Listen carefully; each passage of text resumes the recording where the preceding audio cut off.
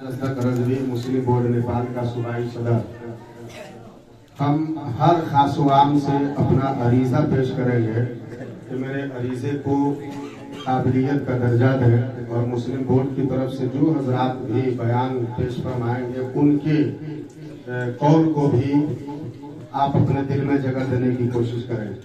आप पूरी दुनिया की तारीख उठा करके देख लीजिए, ये मुस्लिम कौम जितना बुलंद थी आज उतना ही पस्ती में जा रही है। जिस मैदान में देखिए, लगभग हम लोगों ने सर्वे किया है, सर्वे के मुताबिक हम लोगों को जो मालूम हुआ है मध्य प्रदेश में 30,000 से ज्यादा, 30,000 से ज्यादा। मगर हम आने वाले मेहमान सदर सेक्रेटरी जहां से भी आए उनसे भी गुजारिश करेंगे जो मदरसा मस्जिद चलाने वाले हैं कि हमारे मदरसा और मस्जिद के चलाने वाले जो कमेटी के अफराद होते हैं वो लोग भी कहीं न कहीं आलिमों का गला दबाते हैं। वजह तनख्वाह बढ़ाते नहीं है, 8 से 10,000 में घुमा कर रखते हैं, जिसका नतीजा ये निकलता है कि जो अच्छे अच्छे आलिम हैं, बासलाहियत लोग हैं, मदरसा से मस्जिद से खानकाह से दूर होते जा रहे हैं। और ये सारी जगह हमारे इल्मी और काबिलियत रखने वाले इस्लामी बेटों से खाली होती जा रही है। हाल ये है कि हमारे इस नेपाल के सरजमीन से हर गांव से लगभग आलिम लोग हर साल क्या हर महीने 5, 10, 20 फ्लाइट करके कतर जा रहे हैं। भैया क्यों जा रहे हैं? क्या कहें, महंगाई का जमाना है, 10,000 मोहर में पेट भरता नहीं है। तो इसमें सिर्फ उलमा की कमी नहीं है, हमारे समाज की भी कमी है, हमारे सदर सेक्रेटरी हजरात की भी कमी है।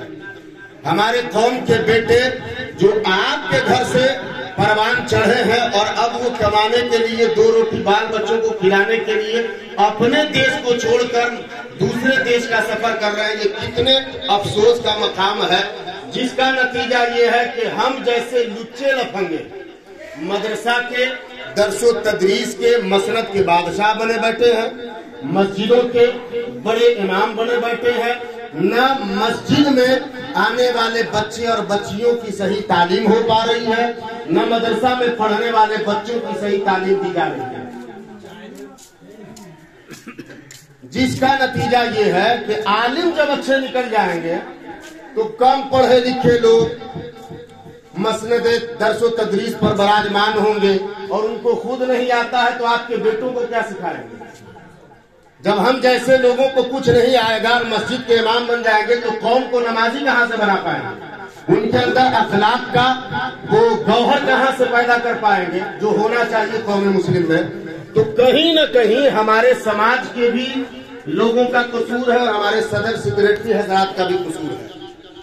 आप अपने अपने मदरसों में, अपने अपने मस्जिदों में मौलवियों की, आलिमों की, इमामों की, मुदर्रिसीन की तनख्वाह में इजाफा कीजिए और दौरे हाजिर का तकाजा ये है कि कम से कम हर आलिम का, हर इमाम का 25 से 30,000 तनख्वाह होनी चाहिए। अगर ये सच्ची बात है तो जरा मुस्कुरा कर कहिए ना सुभान अल्लाह। इस पर गौर करने वाली बात है।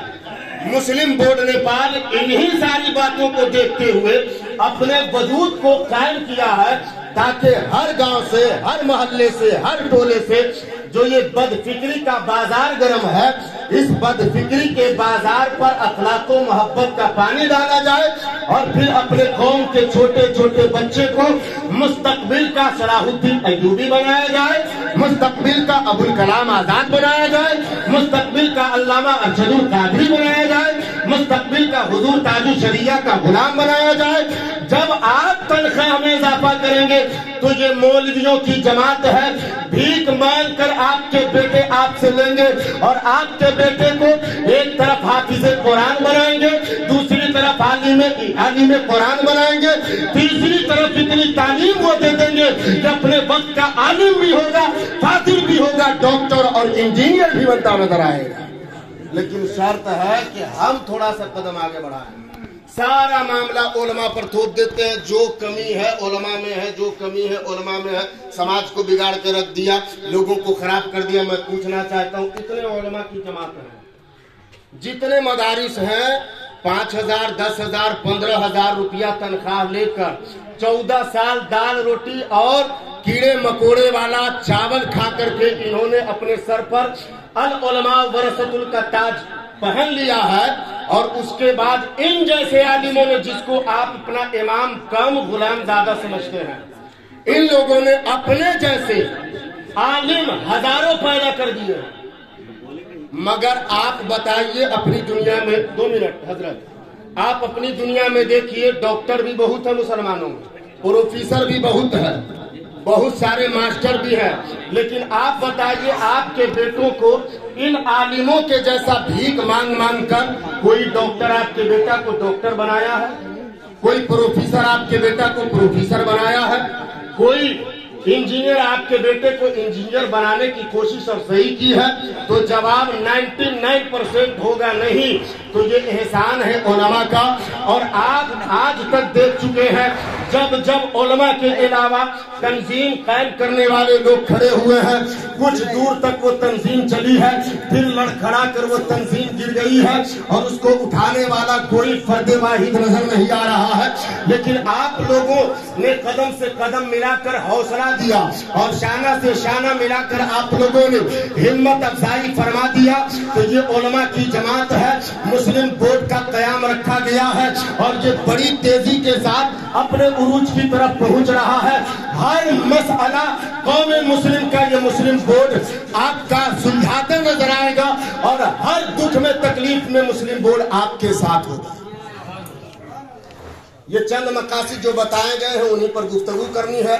इसमें ज्यादा मुझे लगता है कि अभी हमारी नजर में सबसे पहले जिन माहिर शख्सियत को बुलानी चाहिए, वो माहिर शख्सियत हजरत अल्लामा अली हसन साहब हैं, हजरत अल्लामा शमसुल हक खान साहब हैं, हजरत अल्लामा मुफ्ती यूसुफ साहब हैं, हजरत अल्लामा डॉक्टर प्रोफेसर अहमद रजा साहब हैं, हजरत अल्लामा तौकीर रजा खान साहब है और आप लोग भी हैं। तो मैं चाहता हूं कि शुरू हो जाऊं हजरत अल्लामा मौलाना मोहम्मद